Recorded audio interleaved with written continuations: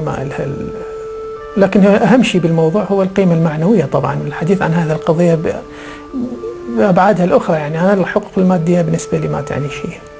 لم يحصل شهداء بشتاشان لا على حقوق اعتبارية ولا مادية ولا قانونية. عندما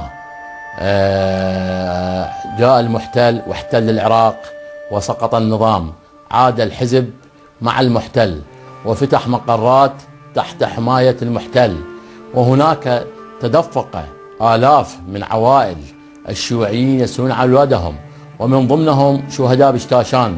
لكن للأسف الشديد الحزب لم ينطيهم إجابة شافية وبعيدة حتى عن الإنسانية وبعيدة عن الشيوعية.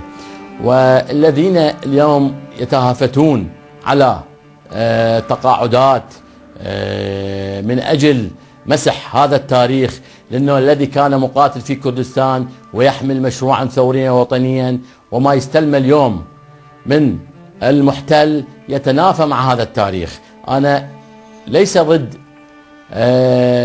من يأخذ حقوقه من الأنصار، بالعكس هذا استحقاق نضالي وتاريخي. لكن لو رجعنا، من الجهة التي تمنح هذه الحقوق ومن يقف وراها؟ هل هو يتناسب مع مشروع كنا نحميه؟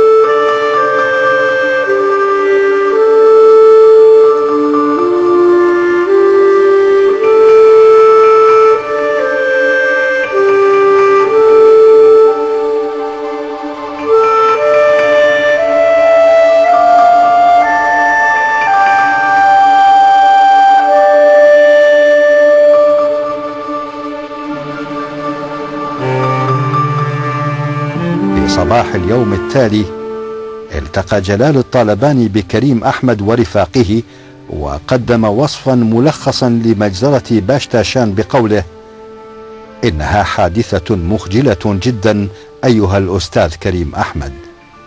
ثم أردف الطالباني مخاطبا كريم أحمد: ناولني ورقة بيضاء لأوقع على مطالبكم ومقترحاتكم. وهكذا أرادوا إسدال الستار على باشتاشان وطي صفحة راح ضحيتها العشرات في صفحة تعد الأكثر دموية بين الفصائل المعارضة لنظام صدام حسين.